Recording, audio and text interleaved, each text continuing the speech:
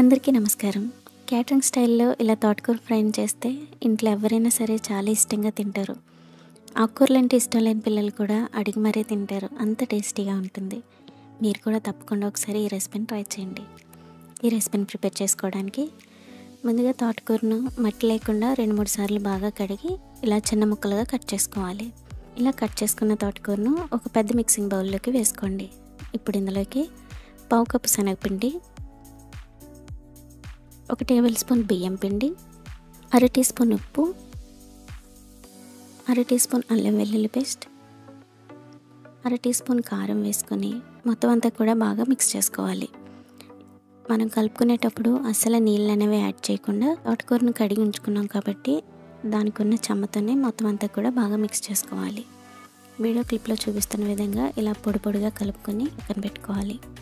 ఇప్పుడు డీప్ ఫ్రైకి సరిపడా ఆయిల్ని హీట్ చేసుకొని ఆయిల్ బాగా హీట్ అయిన తర్వాత మంటను మీడియం ఫ్లేమ్లోకి అడ్జస్ట్ చేసుకొని తోటకూరను వేసుకోవాలి. వేసేటప్పుడు కొద్దిగానే వేసుకోవాలి.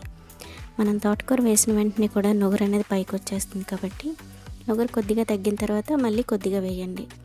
అలాగే తోటకూర అనేది మొత్తం ఎక్కువగా వేసేయకుండా కడాయికి ఎంత అయితే సరిపోతుందో అంత మాత్రమే కొద్దిగా వేసుకొని ఫ్రై చేసుకోవాలి.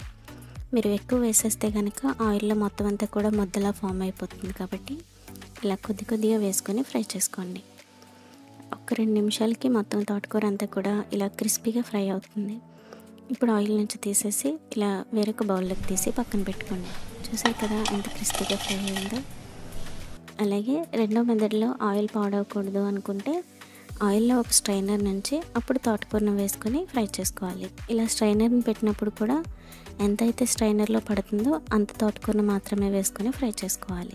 ఇలా ఫ్రై చేసుకున్న తర్వాత దీన్ని కూడా ఆయిల్ నుంచి తీసి పక్కన పెట్టుకోండి. అలాగే ఇందులోకి గుప్పెడంత కరివేపాకును తీసి ఆయిల్లో క్రిస్పీగా ఫ్రై చేసుకోండి.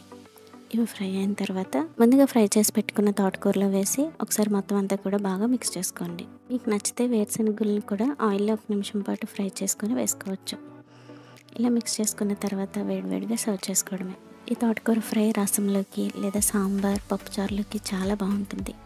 మీరు కూడా తప్పకుండా ఒకసారి ట్రై చేసి మీకు ఎలా కుదిరిందో కామెంట్ చేయండి. వీడియో నచ్చితే లైక్ చేయండి. మరిన్ని సింపుల్ అండ్ టేస్టీ రెసిపీస్ కోసం మన ఛానల్కి సబ్స్క్రైబ్ చేసి సపోర్ట్ చేయండి. Thanks for watching.